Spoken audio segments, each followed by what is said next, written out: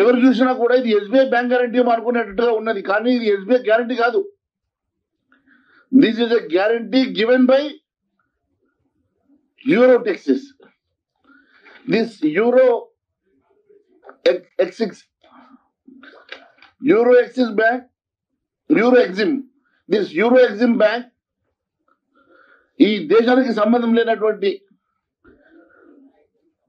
ఒక cent Lucia అనే దేశంలో చిన్న దీవులో ఉన్నటువంటి బ్యాంకు, దాని వర్త్ 8 కోట్లు అయితే కొన్ని వందల కోట్లు, వేల కోట్లకు సంబంధించినటువంటి భారతదేశానికి సంబంధించినటువంటి బ్యాంక్ గ్యారంటీ ఏ రకంగా ఇస్తుంది?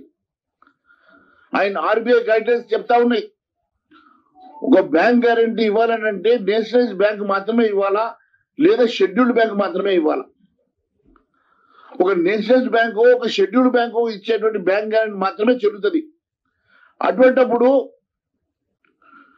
ఇది నేషనలైజ్ బ్యాంకు, షెడ్యూల్డ్ బ్యాంక్ కి సంబంధం లేకుండా ఒక ఫైనాన్స్ కంపెనీ, రిజిస్టర్ కాని ఫైనాన్స్ కంపెనీ, ఆర్బీఐ రికగ్నైజ్ చేయనటువంటి ఫైనాన్స్ కంపెనీ ఇచ్చేటువంటి వేల కోట్ల రూపాయల బ్యాంక్ గ్యారంటీని ఏ రకంగా మీరు ఆథరైజ్ చేస్తా ఉన్నారు? మరి దీన్ని గౌరవ మంత్రి, రెవెన్యూ మంత్రి వర్యులు, వారి కంపెనీకి సంబంధించినటువంటి రాఘవ కన్స్ట్రక్షన్ వాళ్ళు ఈ బ్యాంక్ గ్యారంటీని ఏ రకంగా ఉపయోగిస్తారు? గౌరవ పొంగురెడ్డి శ్రీనివాసరెడ్డి గారు వారి కంపెనీకి సంబంధించినటువంటి ఎన్నో అంశాలు నా దగ్గర ఉన్నాయి. నేను కేవలం ఈరోజు ఒక్కటే అంశం మాట్లాడుతూ ఉన్నాను. ఇక అలాంటి అంశాలు వారు ఏ రకంగా రేట్ ఎక్సలేషన్ చేసుకుంటున్నారు, ప్రైస్ ఎస్కలేషన్ చేసుకుంటా ఉన్నారు, రివైజ్ ఎస్టిమేట్స్ చేసుకుంటా ఉన్నారు, ఏ కంపెనీలు ఏ రకంగా తెచ్చుకున్నారు, ఏ కంపెనీలో ఏ రకంగా పనులు చేసుకుంటా ఉన్నారు, ఏ రకంగా వారి కంపెనీలో ఉన్నటువంటి వందల కోట్ల రూపాయల బిల్లులు రాత్రే ఇప్పించుకుంటున్నారు. దాని గురించి ఇప్పుడు నేను మాట్లాడతలేను. పాపం ఒక సర్పంచ్ కావాల్సిన 5 లక్షలు 10 లక్షల రూపాయలు సర్పంచ్ కావాల్సిన బిల్లు పాస్ చేయాలంటే చేతులు రాని ఈ ప్రభుత్వానికి వందల కోట్ల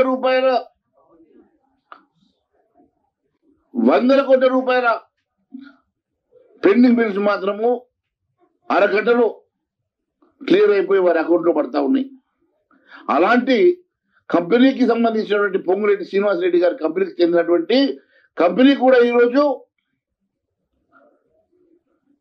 ఈ యూరో ఎగ్జిమ్ బ్యాంక్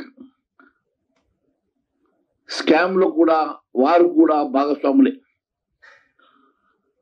ఇంత పెద్ద ఈ రాష్ట్రంలోనే, ఈ దేశంలోనే అతిపెద్ద కుంభకోణంలో ఒక కుంభకోణమైనటువంటి యూరో ఎగ్జిమ్ బ్యాంక్ లిమిటెడ్ లో భాగస్వాములై దాని బ్యాంక్ గ్యారెంటీలు వాడుకున్నటువంటి పొంగురెడ్డి శ్రీనివాసరెడ్డి గారు ఈరోజు మంత్రిగా ఉండే అర్హత మీకు ఉన్నదా? ఈరోజు మీరు మంత్రిగా ఈ కేబినెట్ లో నిలబడే అర్హత ఉన్నదా? మీరు కాంగ్రెస్ పార్టీకి సంబంధించినటువంటి దేశ రాజకీయాల కోసమో ఎన్నికల కోసమో వందల కోట్ల రూపాయలు మీరు ఇచ్చి ఉండొచ్చు, లేక ఎన్నికలకు సంబంధించినటువంటి ఫండ్ను మీరు పోలరైజ్ చేసి ఉండవచ్చు, పూల్ చేసి ఉండవచ్చు. దానికోసం ఈరోజు మంత్రి పదవికి కాంగ్రెస్ పార్టీ ఇచ్చి ఉండొచ్చు, కానీ ప్రజాస్వామ్యంలో ఈరోజు ఇలాంటి స్కాములు బయటపడ్డ రోజు నీవు దాన్ని ముద్ద అయినప్పుడు దాంట్లో నువ్వు నిలబడి ఈరోజు మంత్రిగా కొనసాగే నైతిక అర్హత నీకు ఉన్నదా? మంత్రిగా కొనసాగేటువంటి అర్హత గౌరవ మంత్రి శ్రీనివాసరెడ్డి గారికి ఉన్నదా అని అడుగుతున్నా. మీ కంపెనీ ఇక్కడే మాట్లాడుతూ ఉన్నాను, ఇంకా చాలా ఉన్నాయి, డెఫినెట్ గా అవన్నీ మాట్లాడతాను. మీరు చేసేటువంటి మోడల్ సపరేండి ఏందో, ఏ రకంగా మీరు వర్కులు తెచ్చుకొని ఏ రకంగా వాటిని మీరు డిపిఆర్ తయారు చేసుకొని ఎగ్జలరేట్ చేసుకుంటా ఉన్నారో, ఏ రకంగా వందల కోట్ల రూపాయలు ఈరోజు మిగిలిన చిన్న చితక సర్పంచుల బిల్లులు ఆపి వందల కోట్ల రూపాయలు మీరు ఈ రకంగా రాత్రికి రాత్రి బిల్లులు చేసుకుంటా ఉన్నారో, వాటి గురించి తర్వాత మాట్లాడదాం. కానీ ఈరోజు ఏ ఆర్బీఐ గైడ్ లైన్స్ కి వ్యతిరేకంగా మీ కంపెనీ ఈరోజు ఒక ఫ్రాడ్యులెంట్ ఫేక్ బ్యాంక్ గ్యారంటీ ద్వారా రాష్ట్ర కేంద్ర ప్రభుత్వాలను మీరు మోసం చేసి ఈరోజు కేంద్ర రాష్ట్ర కేబినెట్ లో మీరు కొనసాగే నైతిక అర్హత మీకు ఉన్నదా అని చెప్పి మాత్రమే అడుగుతున్నాం. ఈరోజు ఈ బ్యాంక్ సంగతి నేను చాలా మీకు ఇంకో 2 అంశాలు మీకు చెప్తాను. ఈ యూరో ఎగ్జిమ్ బ్యాంక్ ఎక్కడ కూడా లిస్ట్ ఆఫ్ బ్యాంక్స్, ఈ రాష్ట్రంలో లిస్ట్ ఆఫ్ బ్యాంక్స్ లో ఈ బ్యాంక్ పేరు ఉండదు. ఆర్బీఐ అప్రూవ్డ్ బ్యాంక్స్ లో ఉండదు.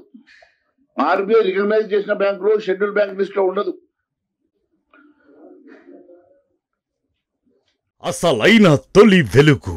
ఫాలో వాట్సాప్ @తొలి వెలుగు official.